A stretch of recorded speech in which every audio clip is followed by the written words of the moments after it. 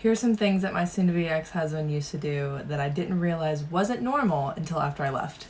When the Wi-Fi guy came to install our internet, he made me FaceTime him the entire time because he said that I might try and sleep with him, and then he still accused me of sleeping with him, saying that I could have slept with him before I called him or after I hung up the phone. Didn't tell me happy birthday until right before I fell asleep on my birthday, 2 months after we got married. Gaslit and manipulated me into not having a job and said, I just want you to be a stay-at-home wife. And then when money problems would come up or any kind of issue with me would come up, he would complain about how I didn't have a job and how I'm just mooching off of him. Only came home and ate dinner with me maybe twice a week because he was at his parents' or his brother's house. He did not get me a Christmas present, but instead he gave me his debit card and said, don't know what you want, you got $50, go get yourself something nice. Complained and told me that I was folding his clothes wrong when he never ever did laundry, washed clothes, nothing. He told me over a year after we'd been married and I was pregnant that he wanted multiple wives, and then he was upset that I was upset about it. Got pissed when my parents bought us groceries one time. Told me that he didn't believe that our son was his son, and when I said get a paternity test, he said, I don't even want to because it could be so close to my brother's DNA that you probably slept with that it would just say that it was mine and I would still never know.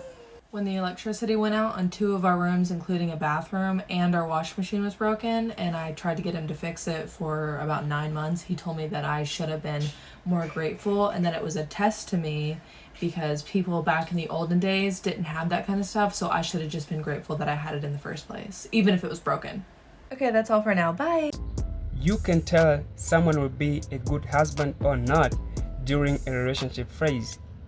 I believe she saw those red flags, but yet she still continue and getting married. Why doing that? Why torturing yourself? Remember, you are in America. Time is the precious thing. Time is not going back. So when someone wasting your time and still sticking around, it means you deserve what you get.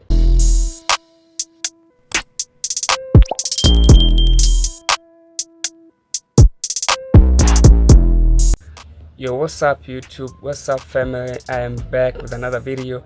If you're new to the platform, I want to welcome to the tribe, and don't forget to like, comment and subscribe. Now this video is very interesting. I want you to leave a comment down below your thought on this, because it's crazy, you know. There's this live show, people are calling in, you know, expressing their situation in relationship and other aspect in life. You won't believe what some of the callers were saying. So I wanted to take through these videos and I'll be right back. I'm 52, and a month ago I married a 49-year-old virgin. Okay, so is this your first marriage?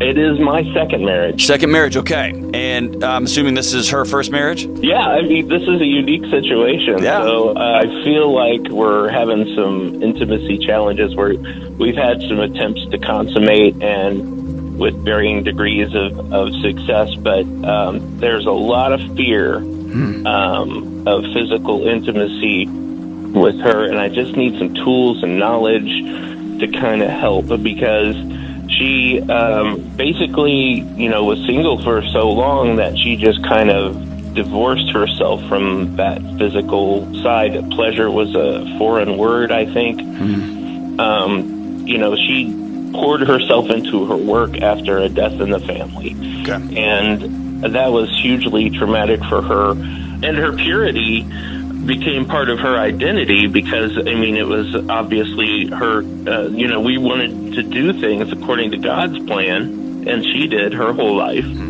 So that combined with everything else just kind of ended up with her where she's at. So, sure. So, I'm trying to ask myself, did they talk about this prior marriage? Because that's the only thing uniting you two in a marriage. If not kids, and then that thing. And also, like, he's 52, she's 49, only 3 years apart, and we all know her clock is over in terms of having kids, you know, giving birth. But this dude, it seems maybe he have kids, because there is no way you can go and marry, you know, a 49 years old. She's almost 50, you know. So I believe they're just getting married for fun, you know, to have someone like a partner, you know, to just enjoy your life, because you're done having kids and you want to like relax and just live your life, you know. So for this lady, she's supposed to be open to this dude. If they didn't talk about it earlier, she knew like she don't want to do it no more till she dies. So she's supposed to be open, like, you know what, I want to keep myself pure till I die. So if you want to marry me, and then just let's do so, but I'm not ready to do this. I believe this dude will move away, because you can see he just wanted so much, and men, as men, we know we want it, and women, they know men, they like it the most. But doing like that, I see it's like a betrayal to me. There's no way I can pay for the wedding and everything, like buying engagement ring. And I don't know how else to say this, but my husband is manipulating and emotionally abusing me. Oh man. Tell me about it. Whatever you're comfortable talking about. Yeah, I don't want you to just talk. Tell me as much as you feel comfortable telling me. Okay, so let me just start from the beginning. When my husband and I first started dating, we had this deep conversation about cheating. He told me clear as day, if this ever happens, I need to know straight away. If you tell me and it only happens once, I think I could forgive you. And honestly, that stuck with me. It made me feel like, okay, if I ever screwed up, at least being honest would matter to him more. Fast forward 5 years and we're married now. A couple weeks ago, there was this company party, and I don't even know how to say this, but I made a huge mistake. I slept with a coworker. I know, it's awful. It was a moment of weakness, and I've hated myself every second since it happened. That conversation we had all those years ago, it kept playing in my head. I thought, if I just told him, at least I'd have a chance to fix things, So a couple of nights ago, I brought it up. I asked him if he remembered those conversations we had about cheating. At first, he was like, which one? Because we had a lot of talks like that early on. So I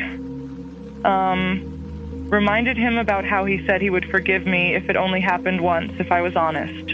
And then I told him everything. His reaction was immediate. He looked mortified. He didn't even say anything, just packed his stuff and left. I begged him to stay. I was crying, apologizing, trying to explain, but he wouldn't listen. Right. He said he needed to cool down and walked out. The next day, we finally talked, and I tried to remind him of that conversation, thinking maybe it would help him maybe understand why I confessed. And do you know what he did? He laughed. He was just there on the other end of the phone laughing. Then he told me that he never meant any of it. That he only said he'd forgive me back then to make sure I'd confess if I ever cheated. I couldn't believe what I was hearing. I know what I did was wrong. I'm not denying that for a second, but to hear him say he lied to me, that all this time he never actually meant to forgive me, it felt like, I don't know, like I'd been set up. Now he's planning to divorce me, and he said there's nothing I can say or do to make him change his mind. And I get it. I broke his trust. But at the same time, it feels like he broke mine too. I believed we had this understanding, And maybe if I knew he was lying, I wouldn't have cheated in the first place. man, this dude, he just made a big move. He's so clever, I can say that. And here's the thing, when your partner cheats once, they will end up cheating again. So there is no second chance when someone cheats. You must have that principle. That's like an addiction. They will end up cheat, and then you take them back, they see it as a weakness. They will do it again by knowing they will manipulate you, and you will forgive them. So this dude stood his ground. Now she's just a loser, trying to play victim just because we have promises. Like when I cheat once, you'll forgive me, and then I went on cheat, so it means she just did it on purpose. She meant to cheat, you know. She wanted, it's not by accident. So why take someone like that? You know, so it shows like she didn't love this guy. She was just like using him for that. I can say that because when women love you so much, they'll never cheat. They'll never do that. If not even woman, even a man, when they like a woman, they will never cheat. You know, be satisfied with your partner. Remember, do not hurt someone fearing. It cannot end well. Maybe others. That's why there are so many gender-based violences because of this. Someone can get killed for this. You can get deleted. Do not play with someone's emotions.